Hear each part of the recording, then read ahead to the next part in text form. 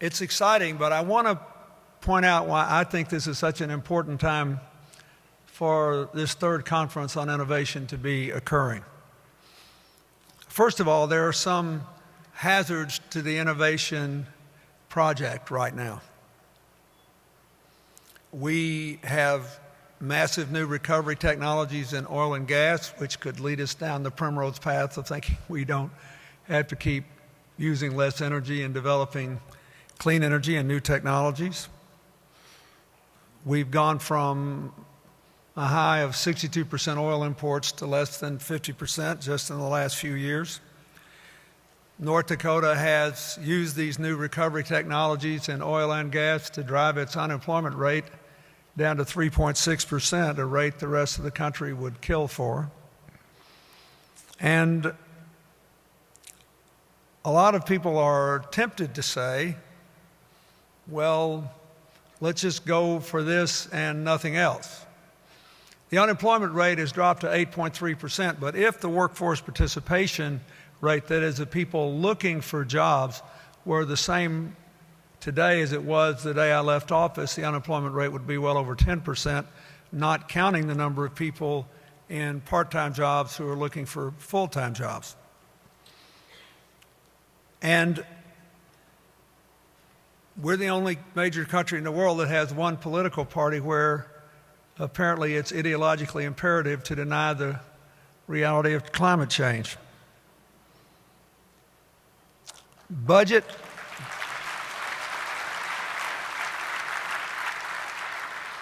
The budget constraints, which are leading Congress to tell everybody they've asked for too much money, could force us to give in to an easy temptation not to continue to invest more and more and more in innovation and research, which I think is one of the government's most important priorities. On the other hand, there are a lot of pluses about this time, all the exciting discoveries and avenues of research that you've already been discussing, the evidence that we now have that is abundant that investments in changing the way we produce and consume energy can launch an enormous economic boom for our country and for the world. And the fact that even when the government's role is uncertain, we have this huge venture capital machine in America that continues to invest in clean energy, almost $56 billion in 2011 alone. The sector continued to grow through 2008 and 2009 when the economy was suffering.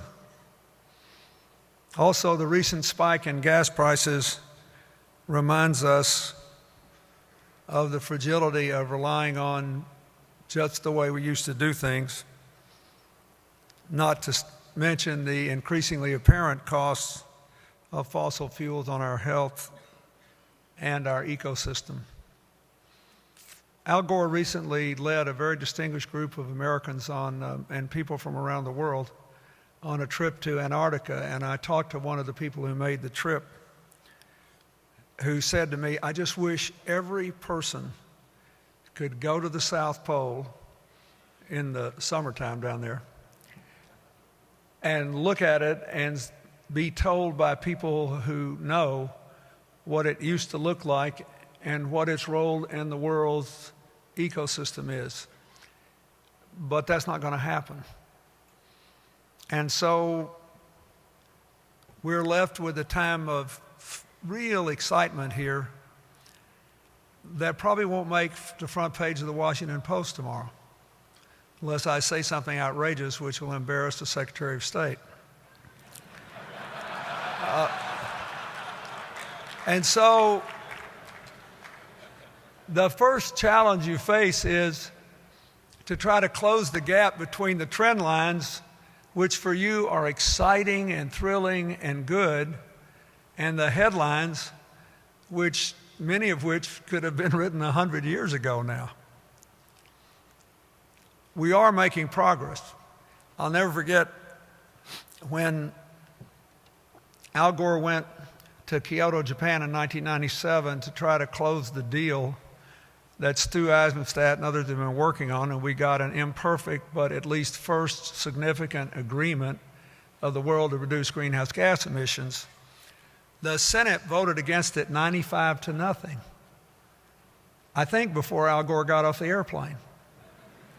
And I know before I sent them the treaty. It's the only bill I ever lost in Congress before I sent it up. Why? Because then the consensus, the bipartisan consensus was that the only way for a country to grow rich, stay rich, and get richer was to put more greenhouse gases into the atmosphere. And I had basically committed America to a pact that would end civilization as we know it. Now, nobody believes that now. Earlier this year in a congressional hearing that I was stunned, received almost no publicity, America's principal climate skeptic, Professor Mueller from the University of California at Berkeley, testified before a committee of the House expecting him to deny climate change. He had raised what I thought was the only serious question about the whole methodology of all the studies of the last few years. He said, I think too many of these climate measurements are being taken too close to urban areas, and they're always hotter than non-urban areas, which is true. I live 20, 25 miles north of New York City, and when I leave my house in the morning, by the time I get to my office in Harlem, it's always 10 degrees warmer. It's just self-evidently true. So he did 3.6 billion temperature measurements, correcting for what he thought were the methodological errors of previous ones, and he testifies before this expectant committee full of people ideologically opposed to the very idea of climate change and changing the way we produce and consume energy, and he said, well, I did it, and I was wrong, and they're right. The world is warming at an unsustainable pace, and it's caused by human activities. I corrected for all the mistakes I thought were there. I got exactly the same results. Please do it. As far as I could tell, it didn't make the evening news. It wasn't a front page story in any newspaper. It was a trend line, but not a headline. So I want to say to all of you, the American people are basically with you in this enterprise. They basically support what you're doing, but they have all they can say grace over, keeping body and soul together. And in politics, the position that is popular is not what carries the day. It's the position that has the most intensity behind it. And so one of the things I hope you will all do, in addition to what you are here to do, is to realize that there is a citizenship component here which requires us to raise the knowledge level of our citizens and the intensity level of their understanding that our economic future is not threatened by what you're doing. It depends on the success of what you are doing.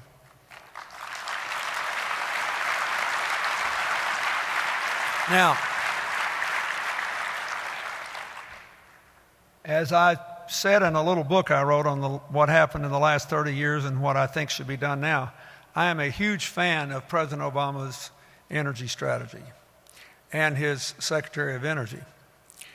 I like this, all of the above strategy, as long as we are moving toward a substantial reduction in greenhouse gases with growth.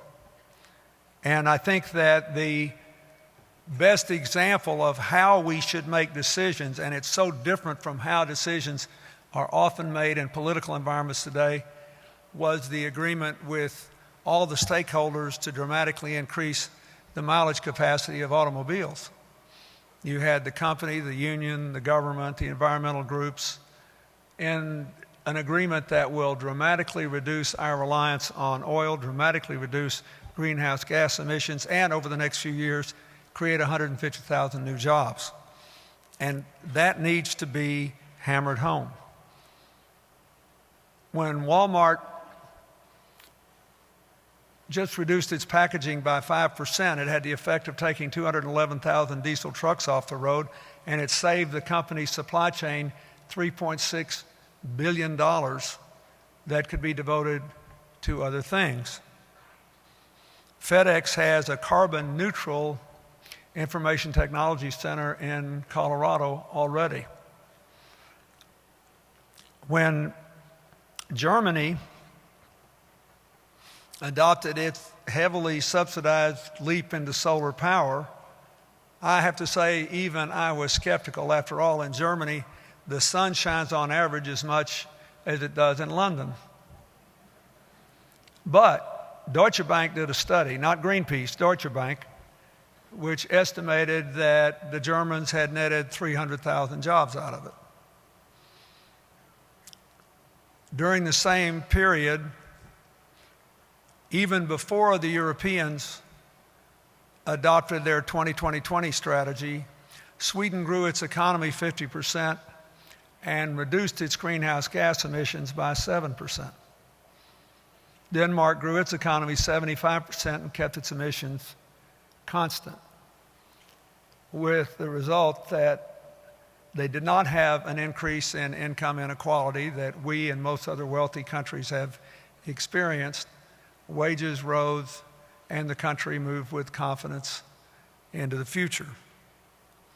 So, by way of background, what does that mean?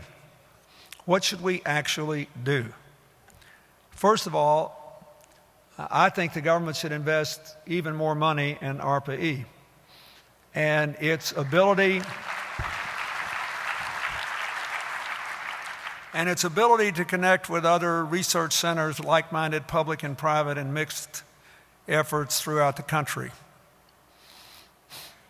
The agency was created in 2007, bill passed by a Democratic Congress, signed by President Bush, and then got a real jolt of money from the stimulus package after President Obama took office. I think, I was thinking about this the other day. There was a wonderful article, which I'm sure you saw, Mr. Secretary, in the New York Times yesterday about the role of Bell Labs in America's life, and pointing out that you won your Nobel Prize for work you did while you were at Bell Labs. And the argument of the article, and the author of the article has written a whole book on the subject, was that Bell Labs might be a better model for what we need in the future than some of the developments of the best American companies today, because they could really work on long-term developments and huge fixes, huge developments that would change the way we live and work in fundamental ways. If ARPA-E is at the apex of a network of other research efforts, they can do that. They can be nimble and fast, and everything's faster now than it was 30 years ago, but they can still have the luxury of doing long-term investments in discoveries that could change our world in ways that I can't imagine. I think we have to make a commitment to that. And I believe we need to try to build within the Congress a bipartisan consensus for that. When we had a similar upheaval in American politics in 1994, and a different group, the pre-Tea Party, Tea Party Congress won a majority in 95, the head of the National Institutes of Health was another Nobel Prize winner, Harold Varmus. He did a very clever thing. He brought out all the new members of Congress to the National Institutes of Health, and he actually took them into their patient centers and laid them in beds and showed them what they were doing. And since they all wanted to live forever, they voted for like all the rest of us, they voted for generous appropriations in areas that we needed. We need to do that here. The research budget of the United States is very limited compared to the size of the deficit, the size of the debt, the size of the annual budget. And if you look at what's going on here, it would be a terrible mistake not to do that. The second thing I think we have to do is to always have people who are expert in more rapid transfer of these technologies to practical use. Thirdly, following up on what Ash Carter just said, I think we need even more reliance on the military. The military is the largest user of energy in the federal government, I think, in the whole country. but their capacity to organize and execute change is unparalleled. And one of my great frustrations is even when we know something is profitable and pays well, we have a hard time taking changes to scale in a complex environment. I want to say a little more about that in a minute. But if the military wants to build 20 facilities, the Army, Secretary McHugh wants to build 20 facilities that are carbon neutral within a few years, why not help him build 50? If the public fleet alone of the military and non-military vehicles could make electrical vehicles economic alone, why not give them the support to do it? If the Navy wants to have half of its planes fly on biofuels by 2020, why not help them exceed it and get the Air Force in on the act? And there are lots of things here that we can do with the military. I think we should do more of. The fourth thing I think we should do is to try to remove the ambivalence that still exists over whether natural gas should be a bridging fuel. We're going to take that out of the ground. It's obviously happening. And America has become a net fuel exporter for the first time in a long time recently. I come from Arkansas, which is a big natural gas state, and we just found a lot more. But I live in New York, which is coming to grips with all the legitimate environmental questions that have been raised about fracking. And one thing I've noticed is this. In my native state, even the most conservative pro-industry people readily accept appropriate safeguards on what should be done with the tailings and the contaminations of water that come up. And they understand the hazards, and they think it should be a part of the production process, taking good care of it. If there's the remotest chance of contaminating flowing water, usually the fracking occurs well below any groundwater, they readily accept that. One of the most amazing things to me about this Keystone pipeline deal is that they ever filed that route in the first place, since they could have gone around the Nebraska Sound Hills and avoided most of the danger, no matter how imagined, to the Ogallala with a different route, which I presume we'll get now, because the extra cost of running it is infinitesimal compared to the revenues that will be generated over a long period of time. So I think we should embrace it and develop a stakeholder-driven system of high standards for doing the work, modeled on what was done with the auto mileage agreement. I think, finally,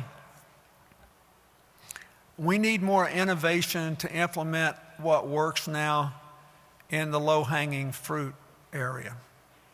And I'll just give you a couple of examples.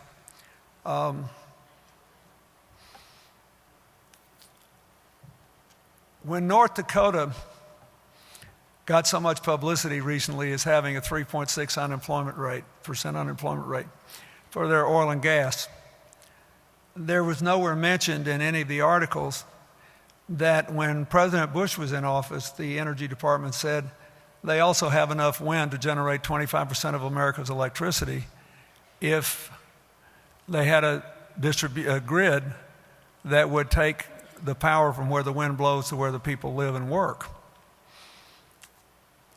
In fact, enough wind blows from North Dakota's border with Canada down to West Texas's border with Mexico to electrify America many times over, but almost without exception, the wind blows where the people aren't. And I still think that's worth doing. I'll say a little more about how I think it should be done, but I think this is very important. The best way to finance this, in my opinion, is with an infrastructure bank that once had bipartisan support. If you just put a little bit of money in from the taxpayers, a few $1 billion, you could match it and then some by making a deal while we're talking about tax reform to get corporations to invest in the rest because of the returns. And let me just say what I mean by that. I'm the last person to actually raise corporate taxes. And I did it at a time when we went to a 35% rate as a part of the effort to balance the budget and bring the deficit down and bring interest rates down in 1993. The rate I chose put us squarely in the middle of wealthy countries so that it was not an uncompetitive rate. Also, many other countries at the time taxed corporate income the way we do. That is, if it was earned overseas and they repatriated it, you had to pay the difference between the American rate and whatever was paid overseas. Today, none of the other OECD countries do that.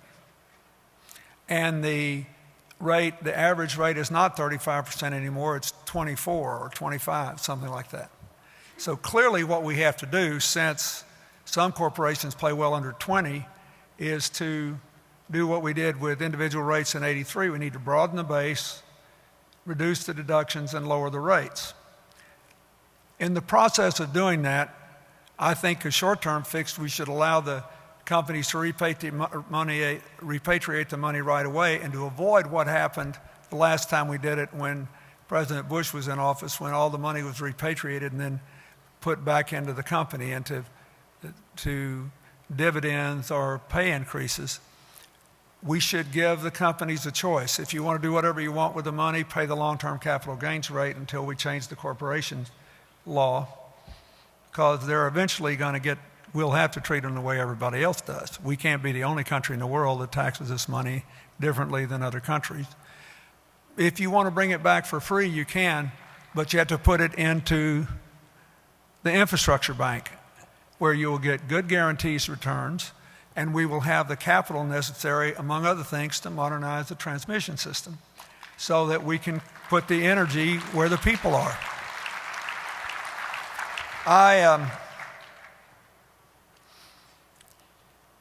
I think that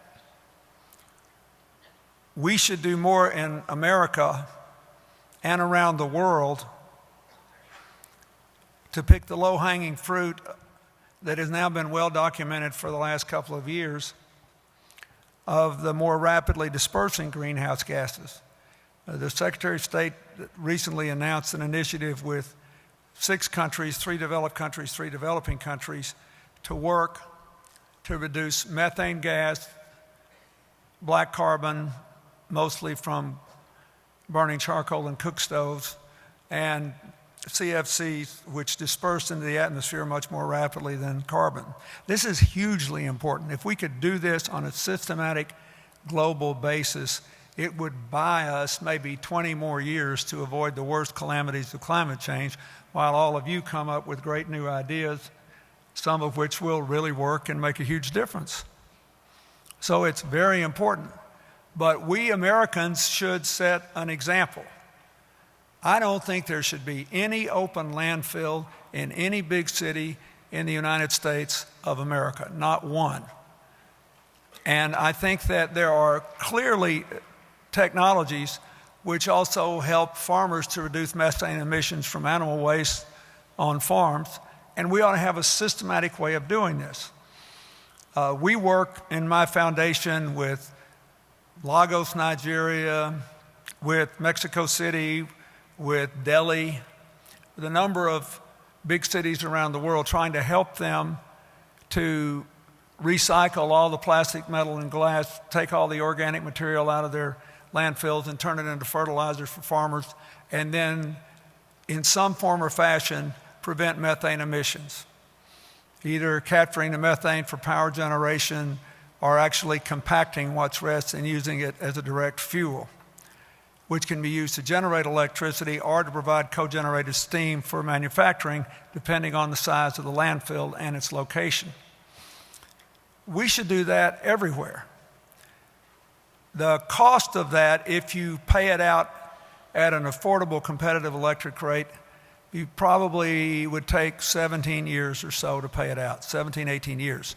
Sounds like a long time. If you build a coal-fired power plant in any state in this country, you get 20 years to pay it off through higher rates and higher emissions. Most states will give you 30 years to pay off a nuclear power plant. And there's a federal guarantee on some of the losses that can attend the construction of a nuclear plant. This is not rocket science. We need a system in America if we're going to be working with developing countries on the more rapidly dispersing greenhouse gases to do what we can here. And the best thing we could do here is to go after methane and prove that there are affordable, financeable models that can be implemented in other places around the world. Finally, I think we need a modernization that's sort of beyond what most of you are interested in, but we need a technological fix to finance efficiency. We know as a practical matter that energy efficiency is good. I have been, as the Secretary said, the President invited me to work on his buildings initiative because our foundation does that around the world.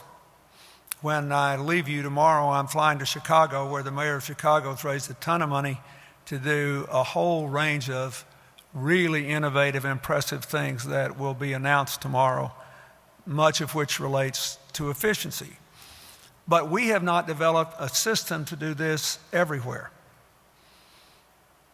Most of you know, I think, that the Empire State Building recently underwent a top-to-bottom retrofit. And it's cut emissions and the utility bill by 40%. Now the Empire State Building, built in 1931, will be the oldest big building in the world with a LEED rating.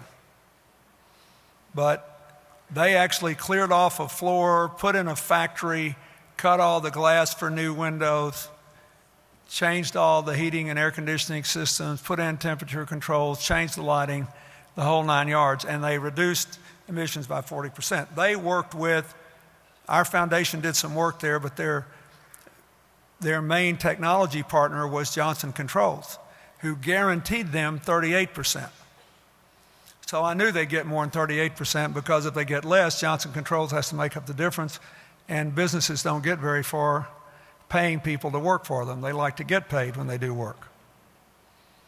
But the Empire State Building is a Tony address. People like to be there, so they had the cash reserves necessary to finance this.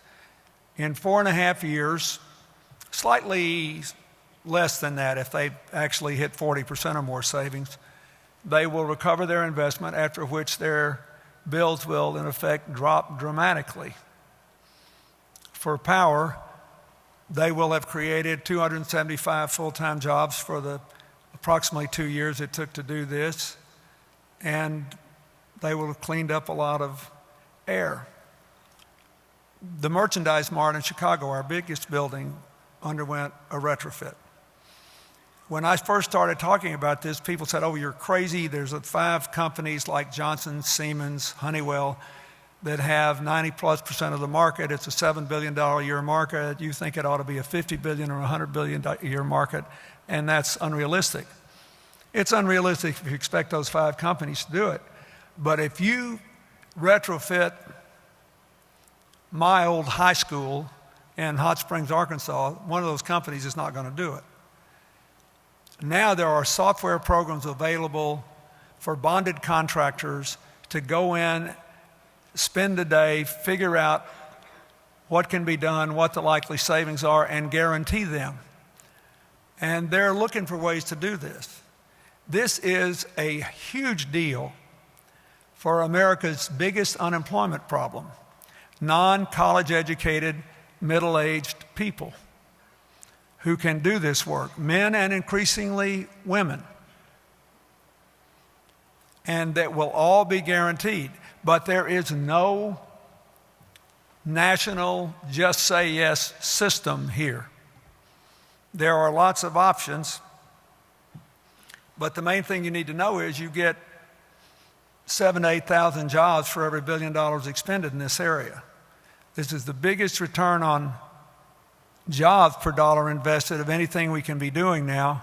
And according to the Center for American Progress report a couple of years ago, we can get halfway home to an 80% reduction in greenhouse gases by 2050 through efficiency measures alone. So a lot more effort needs to be put into getting to just say yes systems. And I just want to, and the return on investment's substantial.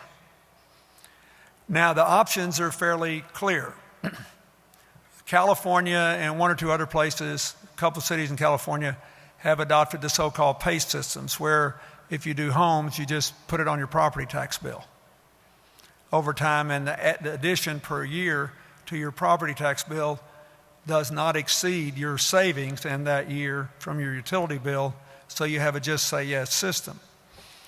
The biggest obstacle to doing that nationally is the opposition from Fannie Mae and Freddie Mac, because just like they're opposing the write-down of home mortgages, they say it erodes the taxpayer's investment.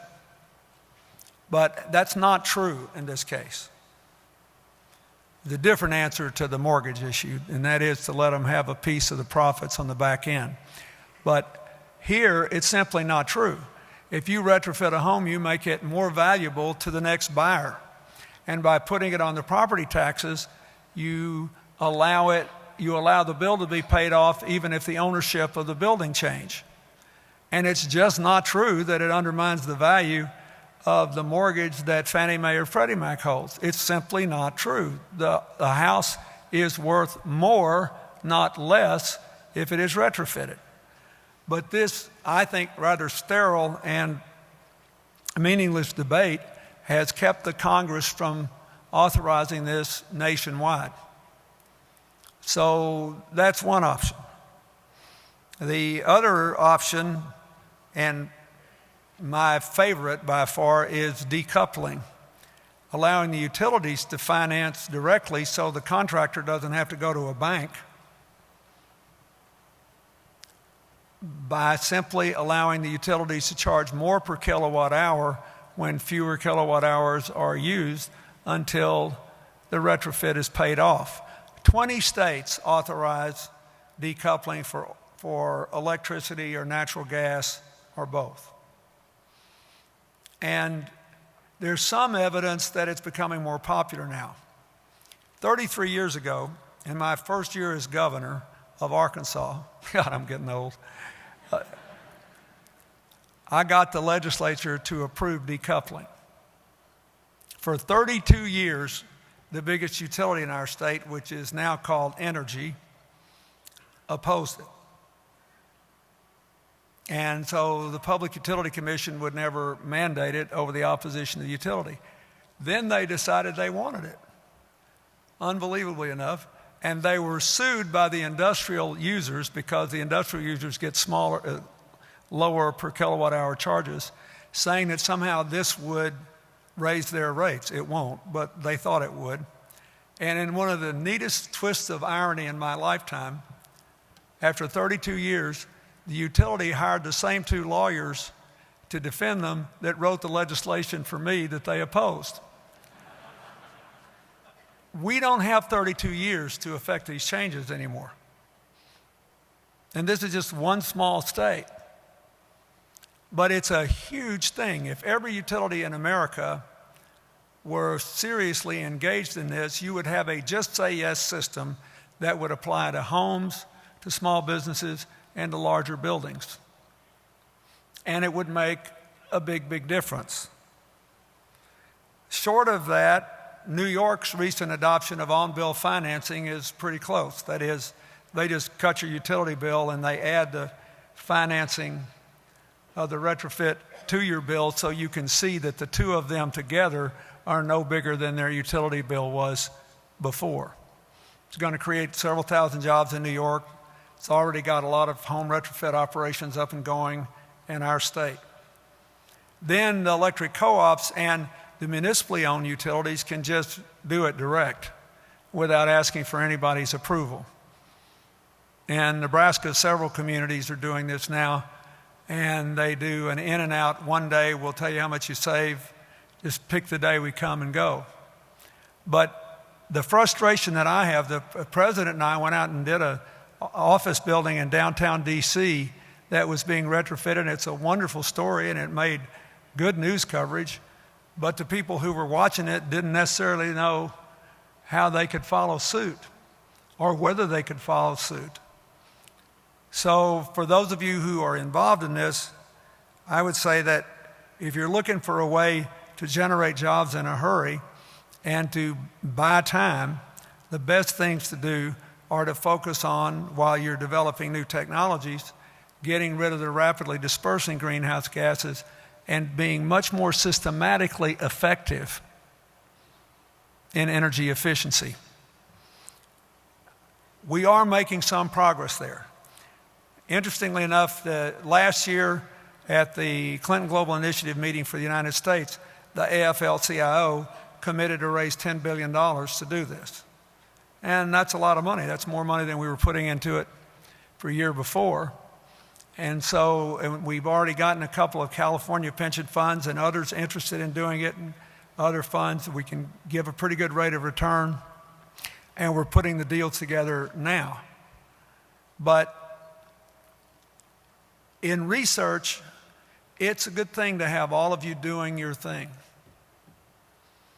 But if you know what the answer is, it's not a good thing if you've got 100 different people doing their thing and it all adds up to a small percentage of a big challenge, when you know if you did it at 80% of the potential target, you'd get huge numbers of jobs, drastic reduction in greenhouse gas emissions, and buy time for all these technological developments to be fully implemented. So for any of you who are involved in that, I ask you to think about that, because I think that we are really paying a price for not doing at larger scale the simple low-hanging things that we know how to do now, but we haven't been able to modernize the finance for. And that will buy more time for ARPA-E and for all of you to find all the silver bullets that can be found. Finally, let me say that I'm very, very optimistic about this, and I think all of you are too.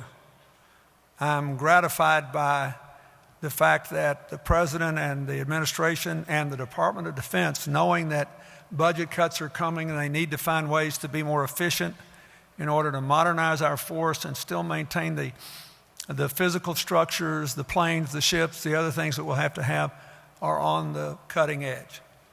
I am gratified by the fact that no matter what has happened up and down with the uncertainty of the tax incentives relating to solar, wind, geothermal, and other things, we've had this incredible venture capital network in America that has continued to be committed to this and to believe in this.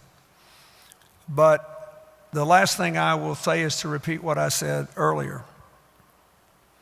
Once people know the facts, nobody's against this. But there are still too few non-college educated, unemployed, or underemployed Americans who understand what a huge impact this could be on their future. There are still too few people that understand there are already more people working in clean energy than in traditional energy. There are still too few people who intensely believe that the consequences of climate change can be calamitous and that there are wildly profitable ways to avoid it. And that's why I tried to give some very practical suggestions today. The longer I live, the less interested I am in giving speeches, and the more interested I am in just doing one thing, just one thing that proves that you can do the right thing and earn a profit doing it, create jobs doing it, give kids a better future doing it. The American people need to know that, so that the intensity of support for your work equals the intensity of those who seem to be still intent on denying its significance. This is a great time to be alive. We just have to make sure more people understand it and more people participate in it. Thank you very much.